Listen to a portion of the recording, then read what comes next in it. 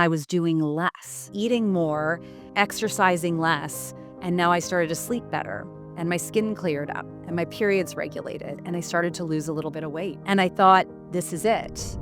For 10 years, I really helped women with this whole eat less, move more kind of mentality. And unfortunately, I was successful at that time because I had a body that was not in what I call health debt. But now that I understand so much more, I know how to create better results for my body and for other people's bodies. You should have the energy you need to wake up with energy and expend it throughout the day until it's an appropriate time for bedtime.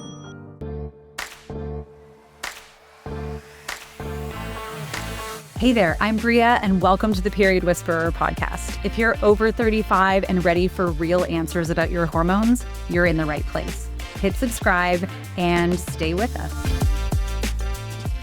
Hey there, sister. Welcome back to the Period Whisperer podcast. I'm Bria Gadd, and I am your host. I'm a functional diagnostic nutrition practitioner, holistic health coach, women's health expert, personal trainer, and I created this show specifically for women who are health conscious, who are in midlife, who are doing the things and the things aren't working. Your body is stuck. And the whole point of this podcast is to help you put the pieces together back of your health, understand what's going on so that you can lose weight, build muscle, sleep better, have a great libido, all have great energy, live the vibrant life you're meant to live. And it's been a while since I have shared sort of my part of this story because all of this stemmed from the fact that I was a very busy, health conscious woman entering midlife and had all of these issues start to happen. And I didn't have the answers. That was what really brought me into understanding my body and creating this podcast and helping thousands of other women do the same.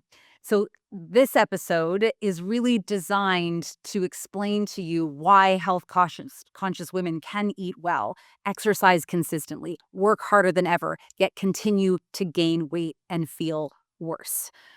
I was working out 6 days a week, eating around 1,400 calories, and I'm 5'7", so that's not enough calories for me, and gaining weight. I was a personal trainer and a nutrition coach. I had spent years helping other women get results, so I believed I knew exactly what to do. Tighten up my nutrition, increase the burn, and become more disciplined. This is often what we do when things feel out of our control. And that is exactly what I did.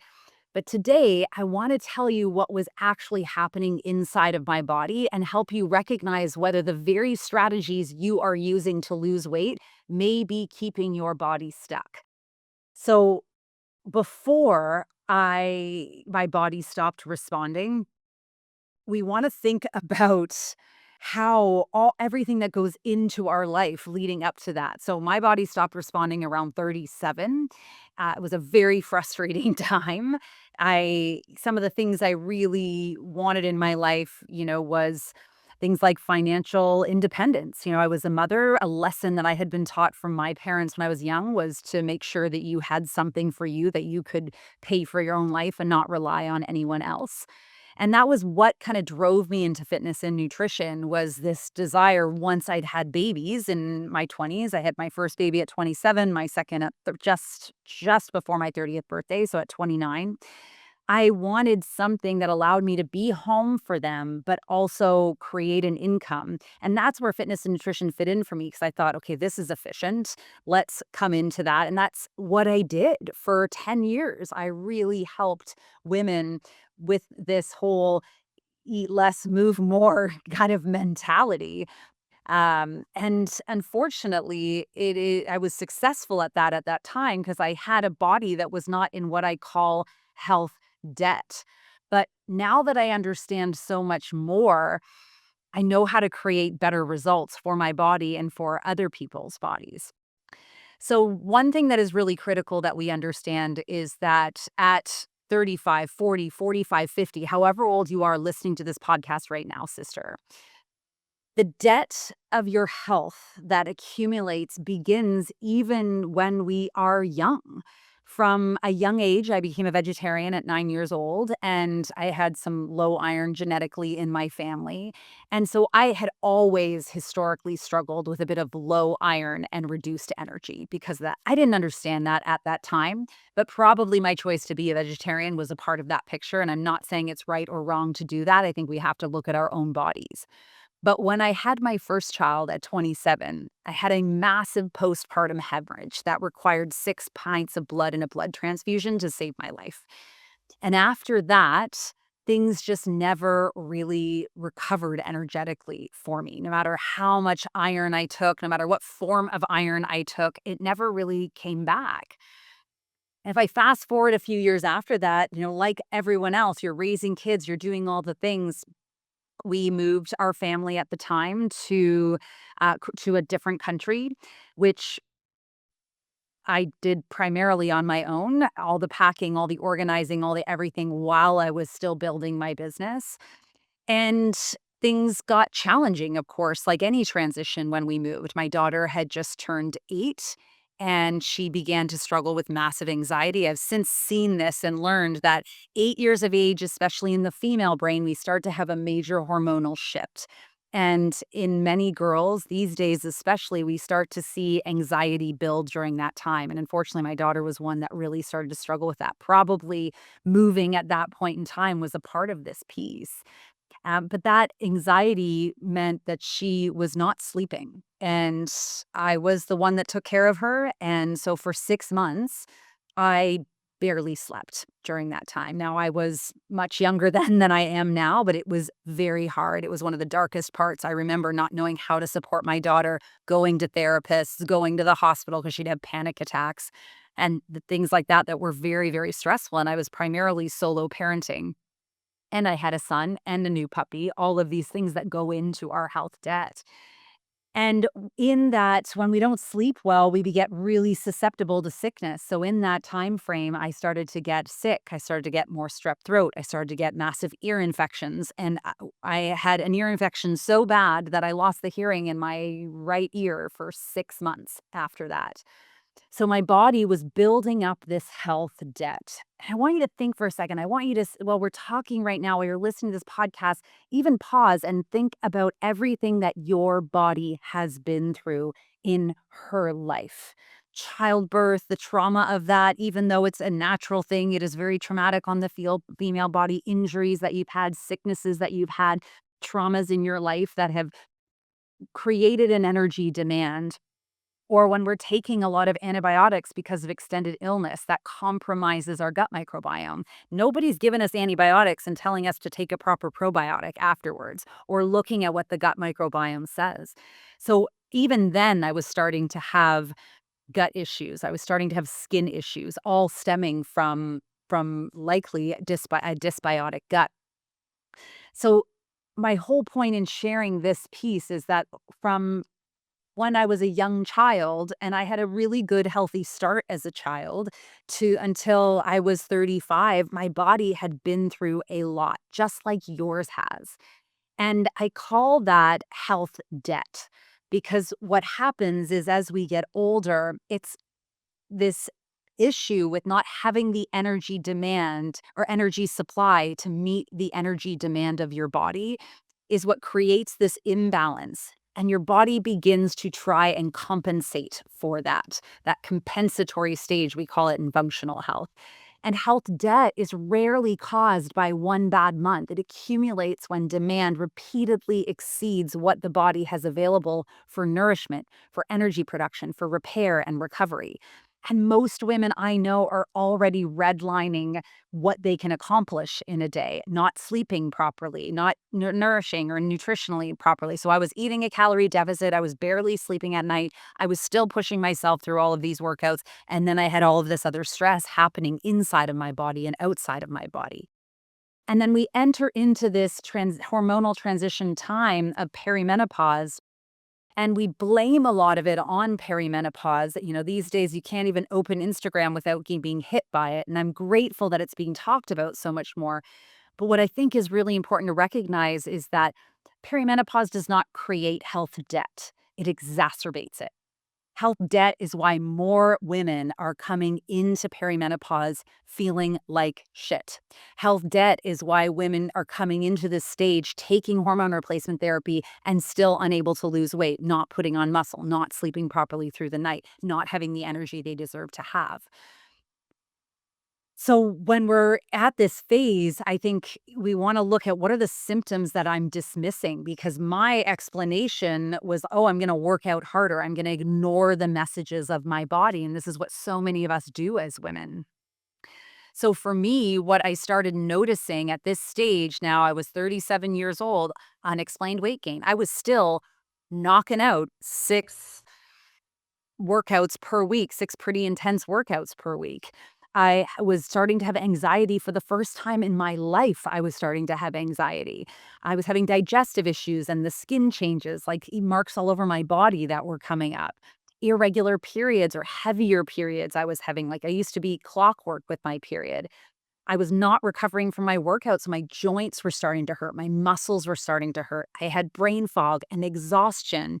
Like I would fall asleep on the couch at 7 p.m. or in bed with my kids after reading them a story. I'd fall asleep there and then get up and go to my bed because I was just utterly exhausted. You should have the energy you need to wake up with energy and expend it throughout the day until it's an appropriate time for bedtime. So I was exhausted, and then it escalated into waking up between 2 and 4 a.m. in a drenched sweat. That was the real kicker for me, but ultimately, I was in this place where I was no longer feeling like myself. I didn't even recognize myself. But I did what's I think so many of us as women do. I kept saying, "I'm fine. I'm fine." When people asked, "I'm fine." I wasn't fine. I didn't feel fine, but I didn't have the answers, and I didn't have the capacity to even deal with it, which is why I think we say we're fine, because we're not fine, but we don't know what to say other than that sometimes. And that's what I want you to understand out of this episode today is why and how to undo the fine, to start to feel vibrant and spectacular and all of these wonderful things. So before I kind of share all the mistakes that I made, which made everything worse, I think it's important to recognize what did I do that made things worse than they should have been. I want to ask you, are you experiencing any of these symptoms while telling yourself that you simply need to try harder? This is part of the messed up culture we've been fed as women, is that I'm just not doing enough. I need to push harder. I'm not good enough. Maybe that's not your story, but for me that was rooted in this desire to be the best version of myself and how I'd been taught to be growing up. So here are some of the huge mistakes that I made that made everything worse. I thought I've gained this 15 to 20 pounds and I don't understand why. I'm not sleeping well. I'm exhausted. I'm all these things. I must need to go back to what I've been trained in, which is eat less and move more and push harder. So what I did was set my alarm for 4 a.m. 4 a.m. I was waking up. Sometimes I'd be awake from 2 until almost 4, just fall asleep and my alarm would go back off and then I would get up.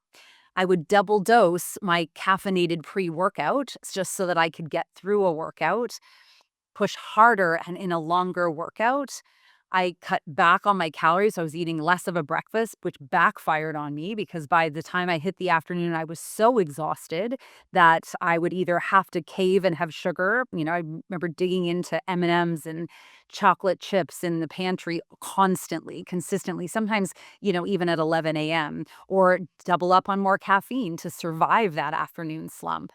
And then I was so riled up that I started to get into this habit of drinking wine every night, almost every night, even if it was just one glass, just to calm myself down. And what happened was not things got better. What happened was things got increasingly worse for me. I was more exhausted. I was gaining more weight. Nothing was changing, even though I was burning more calories and consuming fewer calories. And the real lesson that I took is that I was treating the lack of results as proof that my body needed more demand. But in reality, the lack of results was evidence that my body could no longer recover from the demands I was placing on it. And I see this all the time in my clients. This is what happens when we get stuck, is that your beautiful body, which is designed to keep you alive, doesn't have what it needs. So it starts to shift into survival mode and it shuts down non essential personnel, which is why at 37, I started feeling like I was in perimenopause and getting closing in on menopause because non essential personnel to your body are your reproductive hormones. They are not required for our survival. They make everything much nicer, but they're not required for our survival. It's also why I was gaining weight because a body in health debt, in survival mode, is going to slow down the metabolism to create storage because it needs to know how much storage it has to survive the long term. It doesn't know how long it's going to be in debt for. And then it starts to pilfer energy from all of the other functions, your hormones, your immune, your digestion, your detoxification, and your body starts to slowly struggle and suffer. This is where our libido goes. This is where our periods get wonky. This is where brain fog comes in. This is where digestive issues happens, where sickness occurs, where you have more allergies, where you're exhausted all the time. Not perimenopause. Perimenopause just kind of came in and is like, "Oh, I need your attention." And the body's like, "I don't have attention to give you. So we're just going to shut down your hormones altogether in that place." What happened next was my a big turning point, I think, for me. I finally went to my healthcare practitioner and who was really wonderful, asked all the questions, ran all of the lab work, and then looked at me and said, "You're the picture of health." Which was felt like a devastating blow. I was grateful I didn't have horrible diseases that I was, coming up when I was Googling my symptoms when I'm asking Doctor Google, but I couldn't imagine spending the next 37 years of my life feeling this way or worse. A normal lab result, this is what I really learned in this moment, does not mean your symptoms are imaginary. It may mean that no one has yet connected the symptoms, your history, your current demands, and the deeper patterns with your unique physiology. We cannot measure health debt in a conventional blood lab unless it gets to the point of disease. And what happens before disease? Health debt. Eventually, if a body cannot handle things, we will get diseased. And our doctors do such a beautiful job of making sure, okay, are we diseased or are we not diseased? But that doesn't mean we're healthy and it doesn't mean we're out of health debt. So I was in this really dark place and really awful. And I remember thinking, okay, I've been blessed with a good operating system from my parents. My dad used to always say, like, ebb and flow tweeter is what he calls me, tweeter, ebb and flow. So I was like, this is an ebb. This is a difficult spot. What can I do here? And I've learned in life that whenever I feel so overwhelmed by something, I have to take a step back and start with the basics. And when it comes to your health, the kindergarten basics really are about reducing energy demand and increasing energy supply. So, with a lot of fear, I stopped my intense exercises and focused only on walking and yoga. And at that point, I did not like yoga. I thought it was a waste of time. It was very frustrating to me. It didn't feel productive. I started putting more effort into hydration, into stress regulation in my body, into sleeping a little bit more, into consistent nourishment again. I did a lot more research into what we should be eating. This is where I started to understand the value of protein so much more. And as a result, I had more energy and my body started to feel better and I was doing less and my body released a bit of weight. So I was now eating more, exercising less, and now I started to sleep better and my skin cleared up and my periods regulated and I started to lose a little bit of weight.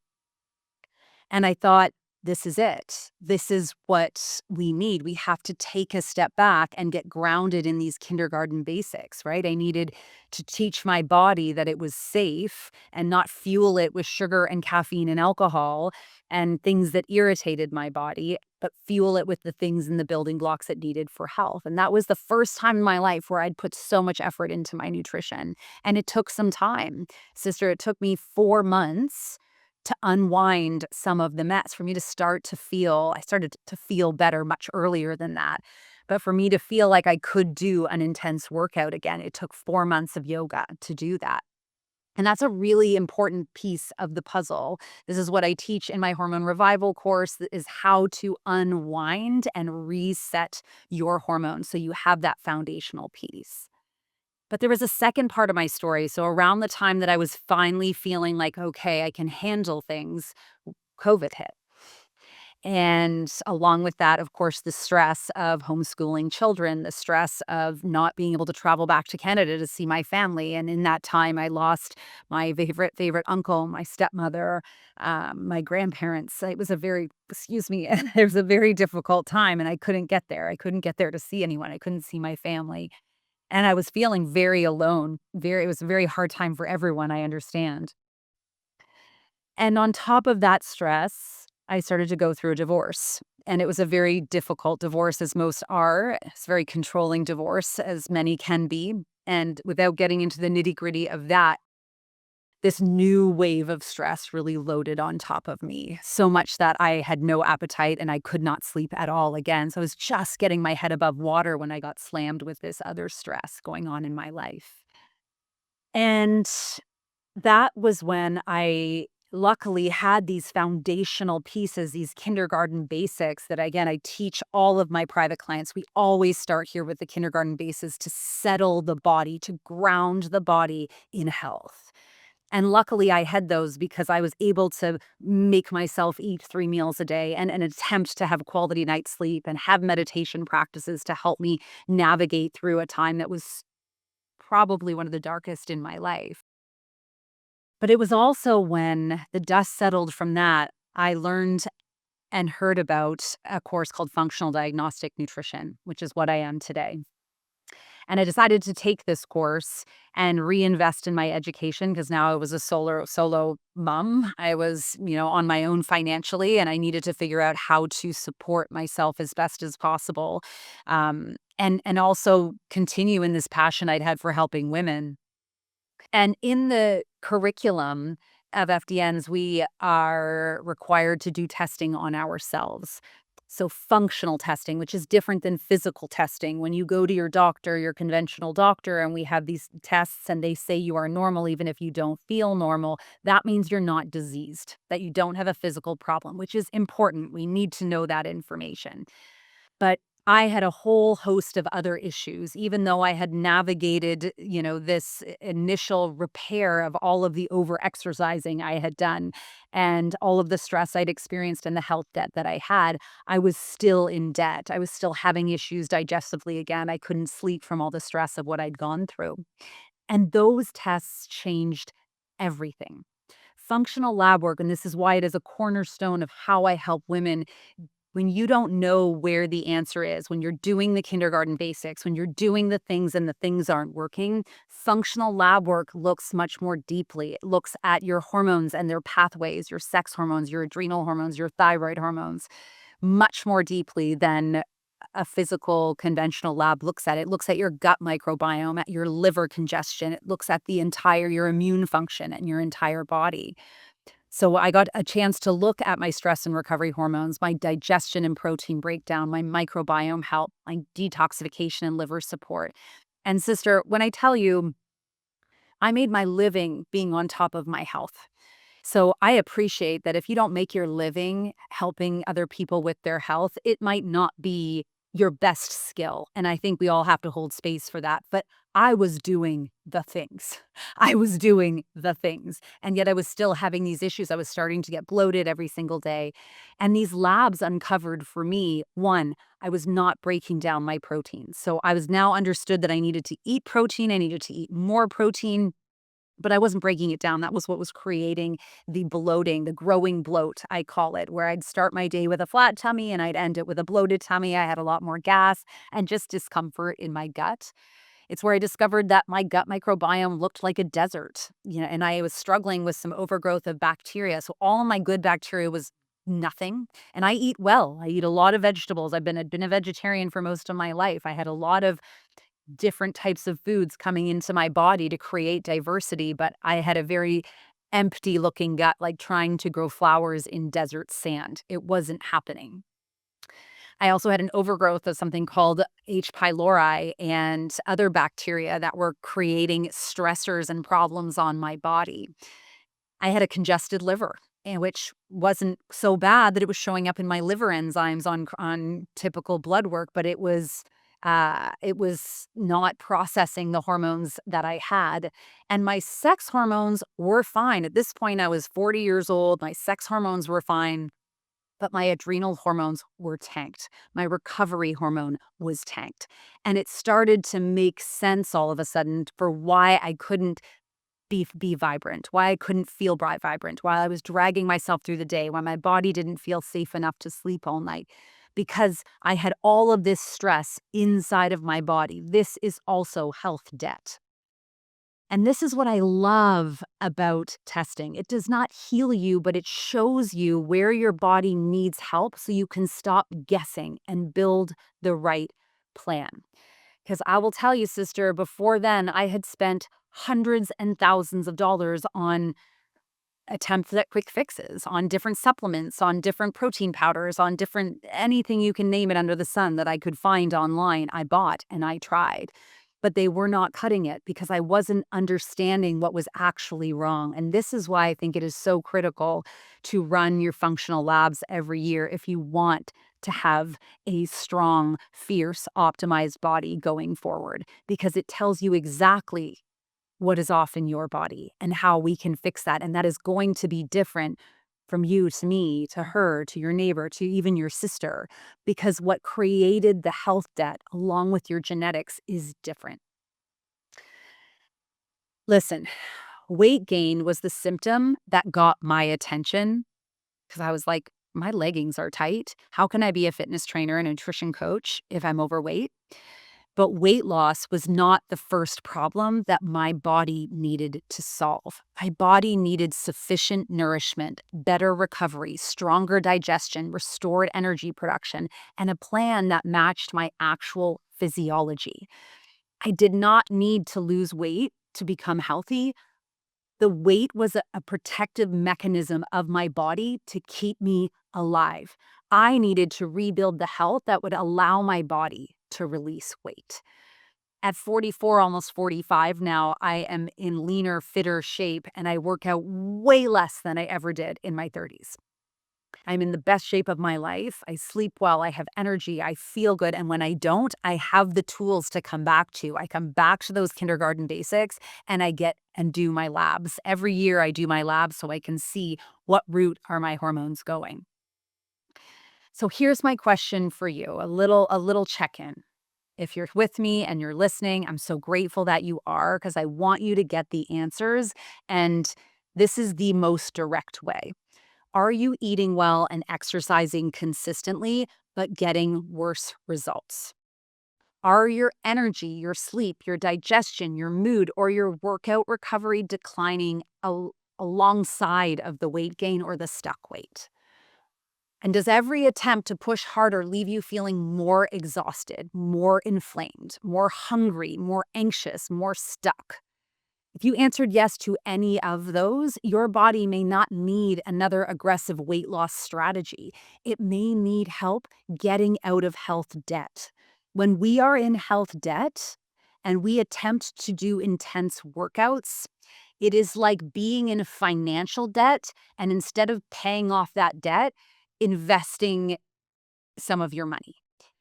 All financial experts teach us we need to get out of debt first before we invest because that debt is costing you more money than any investment will provide you, right? The return on investing is about 10% on average, but debt, especially credit card debt, is like 22 to 25% on average. So the cost of your debt is way more than the opportunity of investing in building lean muscle. We have to fix the debt. So, if you are recognizing yourself in my story, there are two ways that I can help you take your next step. If you're ready to stop guessing and want fully customized support, including functional testing, interpretation, and a plan built for your body, you can book a free call with me. We'll talk about what you've been experiencing, what you've already tried, and whether private coaching is the right fit. But if booking a call feels too big right now, for some people it is. They can't, and I get that. I've been in time in my life where I'm fine and I don't have time to look at anything else. Begin where I began with, and this is where I begin with every private client, by helping the body settle, restoring the foundations, quieting the noise essentially, and starting to dig yourself out of health debt. No, it doesn't happen overnight, but it is a journey that is well worth it. Inside Midlife Mojo, you can try the community for free for 7 days and begin the 90-day hormone revival program. Free for 7 days. If you're like, Bria, this isn't flying for me, you don't have to, you can just leave and it'll never cost you anything. It gives you the foundational process I wish I had when my own body stopped responding, along with the support to help you actually apply it. You don't need to keep pushing harder. You simply need to choose the level of support that feels right for you right now. Both links are waiting for you inside of the show notes. But most importantly, you now have clarity and a tool to get out of debt. And you need to get out of this debt because your debt is costing you more than anything you can invest in your health is. We have to get out of that debt first. So take that information, sister. Take one action today. Click one of those 2 links or share this episode with someone who needs it and be more in your life, not just less on a scale. We'll catch you in the next episode. If you're 35 plus and ready to stop guessing, start understanding your hormones, and feel your absolute best, hit subscribe. That's what we do here.